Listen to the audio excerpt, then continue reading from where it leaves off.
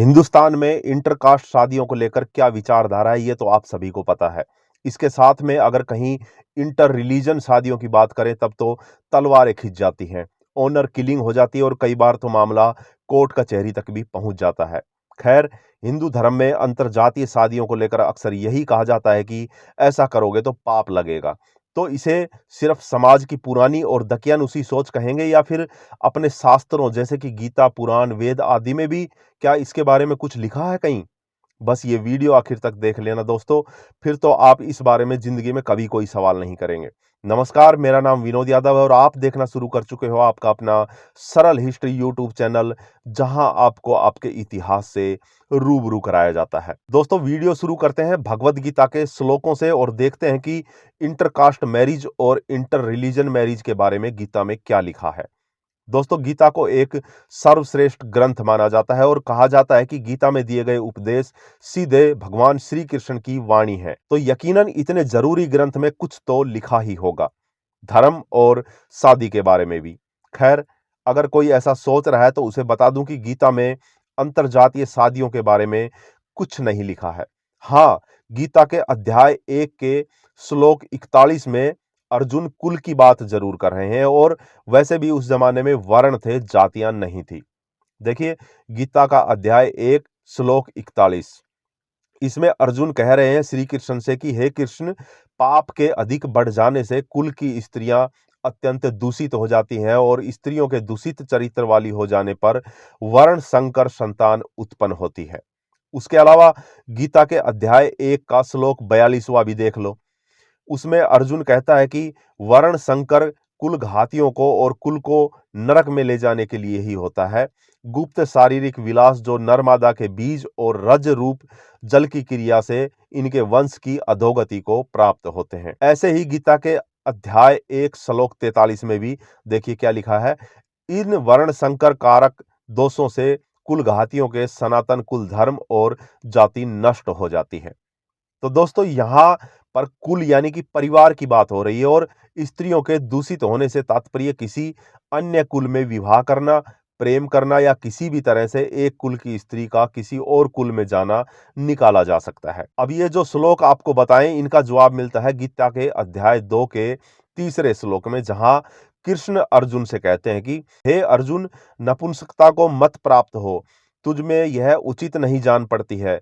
हे परंतप, हृदय की तुच्छ दुर्बलता को त्याग कर युद्ध के लिए खड़ा हो जा। दोस्तों, सिर्फ इसी श्लोक को कृष्ण का जवाब माना जा सकता है।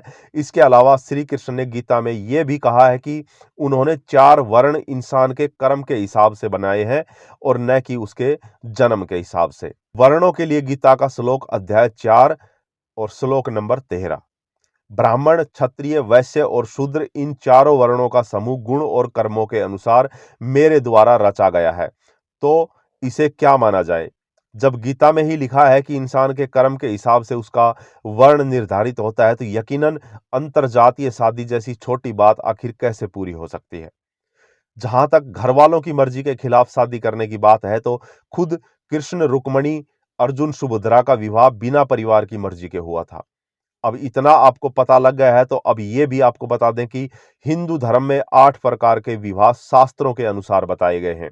वेद और शास्त्रों की बात करें तो हिंदू धर्म के अनेकों शास्त्रों में से एक शास्त्र सिर्फ मनुस्मृति में ही 8 अलग अलग तरह की शादियों का वर्णन मिलता है, जिसमें से 4 धर्म के हिसाब से ठीक है और 4 धर्म के विरुद्ध मानी गई है।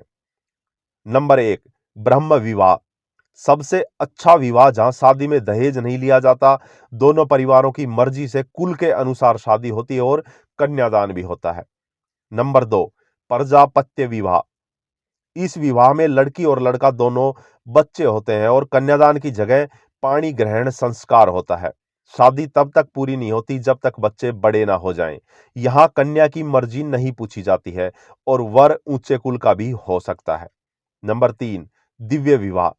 ऐसा विवाह जिसमें लड़की के माता पिता किसी वजह से उसका विवाह करवाने में असमर्थ हैं और इसलिए किसी ऐसे इंसान के पास जाते हैं जो उनकी कन्या से शादी करने की इच्छा रखता हो और किसी राजा या धनी व्यक्ति के पास जाकर उससे निवेदन किया जाता है कि वो गरीब की बेटी की शादी करवा दे। नंबर 4, अर्श विवाह।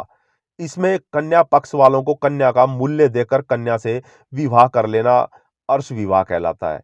पहले कन्या के माता पिता को गोदान करने का प्रचलन हुआ करता था। नंबर 5, गंधर्व विवाह। इसमें परिवार वालों की सहमति के बिना वर और कन्या का बिना किसी रीति रिवाज के आपस में विवाह कर लेना गंधर्व विवाह कहलाता था। यानी कि कोई रीति रिवाज नहीं, दोनों ने आपस में शादियां कर ली। नंबर 6, असुर विवाह। कन्या को खरीद कर विवाह कर लेना असुर विवाह कहलाता है। यहां वर किसी भी तरह से कन्या की टक्कर का नहीं होता है, लेकिन धन देकर कन्या को खरीदा जाता है। नंबर 7, राक्षस विवाह। अब इसे असली लव मैरिज कहेंगे। यही तो है पॉइंट की बात। ध्यान से देखिएगा, ये वो विवाह है जिसमें लड़की तो राजी होती है लेकिन उसके परिवार वाले नहीं। इसलिए लड़की को उसकी मर्जी से, ध्यान रहे, उसकी मर्जी से अगवा करके यानी कि भगाकर वर उसे शादी करता है। जैसे आजकल बहुत से किस्से सुनने को और देखने को मिलते हैं।